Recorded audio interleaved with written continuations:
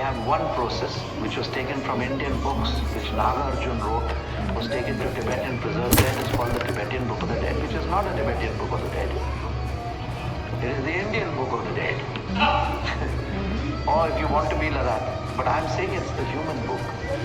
It is to guide people by constant vibration after they have left their physical body to go back to its elements.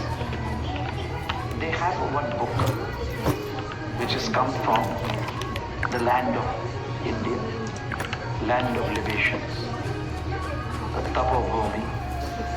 So there are three processes. When a person dies a normal death, he has to go through purgatory. He is not like us, a yogi practicing, and neither has Guru Nath given them the word that even if you don't practice, I will be by your bedside. No.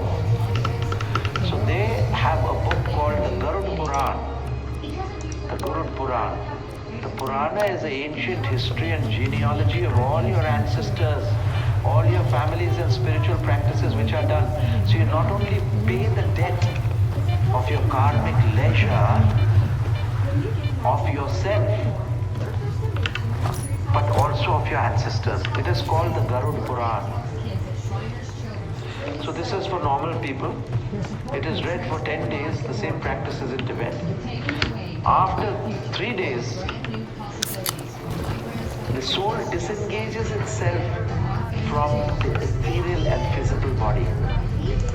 The same is given in the Persian doctrine of the Zen Avastha of the Parsis, 72 hours. India says 72 hours. Tibetan yoga 72 hours. After that, the reading of the Garud Puran carries on for 10 days.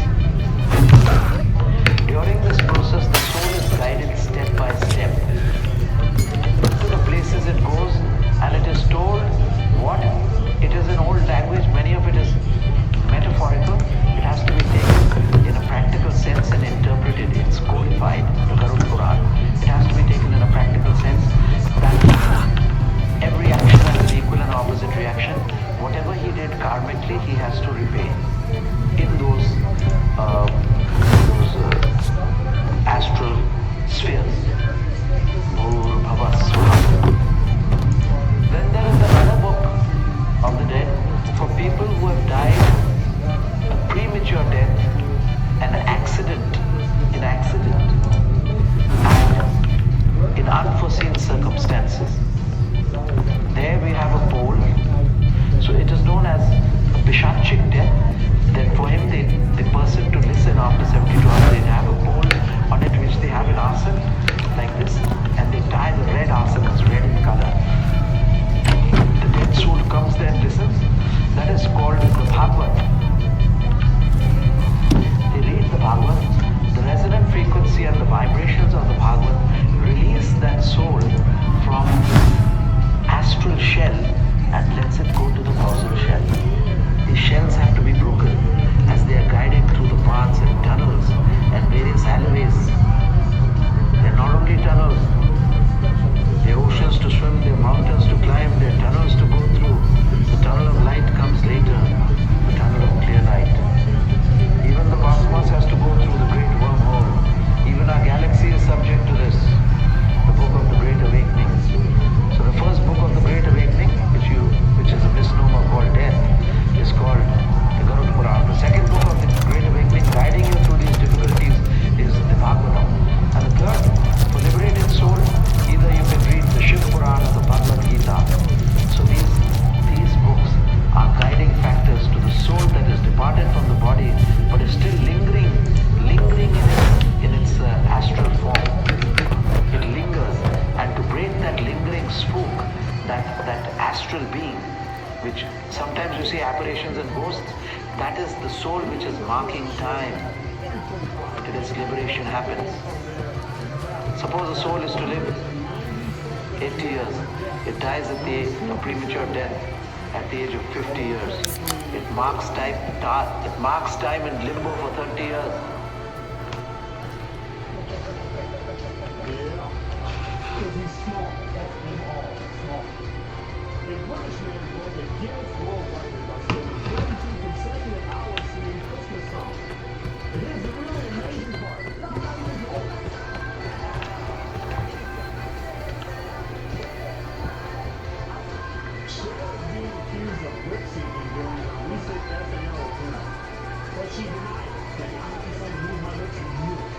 Sometimes you see apparitions and ghosts.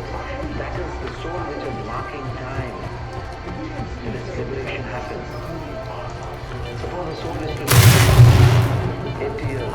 It dies at a premature death at the age of 50 years. It marks time in limbo for 30 years. I'm giving you this knowledge because it was needed. You needed to have a certain background. So, according to the great Chinese philosopher Liu Tang, he says that India is the source and the mother of all spiritual language. A trickle of it went out and inundated the whole of Southeast Asia, and later its fragrance and influence spread to the Western world.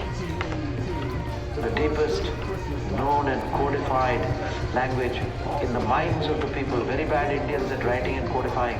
Today even you go, you will meet people who will chant 10 Bibles all by heart in one shot. They have it printed in the indelible substance of the mind. This is very important to know. And you must be rested at this, that we are taking you. This is the main factor to scoop you out of that space. This is only for you, not the common Turn God, the place people who upside practice down. Kriya Yoga But what are you going to should say? not die in darkness, provided it's a sincere, persevering practice.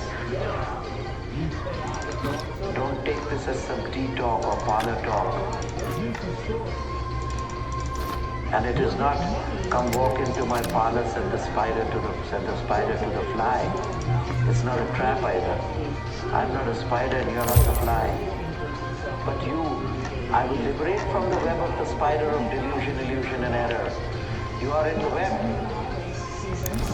You Come think on you are over. a physical body and I'll have set a soul. aside the best stuff. The greatest gift of India is patterns of breathing, where it teaches you to disengage from the trammels of the senses and free your soul to unite with the infinite spirit of God.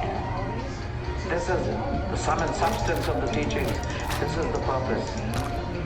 The only purpose of your journey on this earth is to seek God. Don't seek Pardotol, don't seek purgatory, don't seek anything less. The yogi as you are strong, catch it by the forelock and throw it out of the window. I'm very strong against this teaching because I've been one of the main proponents of Tibetan yoga and Buddhism. And I was born in India a long time back ago. And I went to Bhutan and Tibet and set up all their system.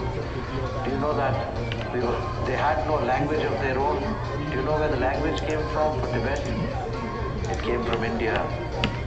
The great scholars and yogis of India chalked out a language which is spoken by them called the Tibetan language. Now the son is telling the father, come, I will teach you some yoga. Old wine in new bottles. So please don't get mixed up, because many of you are going, I would not go into the sphere of the emotional body. It's very bad. It wastes a lot of time. Be clear.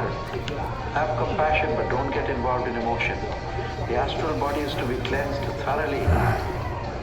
And this is done by the constant breathing of Kriya Yoga. Kriya Yoga is the factor.